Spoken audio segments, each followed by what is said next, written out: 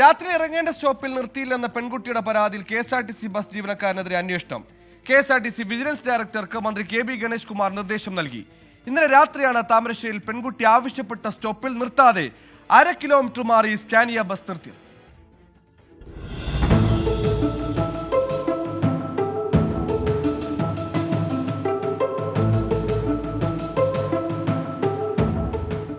KSRTC Scania ബസ്സിൽ ഒറ്റയ്ക്ക് യാത്ര ചെയ്ത 19-കാരിക്ക് നേരിട്ട ദുരനുഭവത്തിലാണ് മന്ത്രി ഗണേഷ് കുമാർ ഇടപെട്ടത്.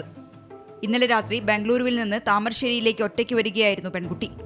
സാധാരണ 8:30-നാണ് താമരശ്ശേരി പഴയ ബസ് സ്റ്റാൻഡിൽ ബസ് എത്തുക. എന്നാൽ ഇന്നലെ എത്തിയത് 10 മണിക്ക്. പഴയ ബസ് സ്റ്റാൻഡിൽ നിർത്തണമെന്നാണ് പെൺകുട്ടി ആവശ്യപ്പെട്ടത്.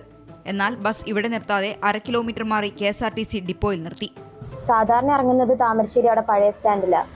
അവിടെ നിർത്താൻ ഞാൻ എത്തുന്ന ആ സമയത്ത് തന്നെ ഞാൻ പറഞ്ഞു, പക്ഷെ അവർ നിർത്തിയില്ല. അവർ പറഞ്ഞു ഇത് ഇവിടെ നിർത്താൻ പറ്റില്ല, KSRTC ഡിപ്പോന്റെ അവിടെ നിർത്താൻ പറ്റുള്ളൂ.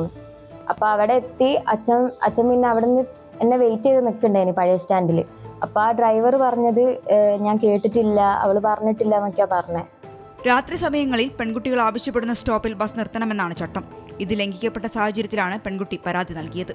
24 കോഴിക്കോട്.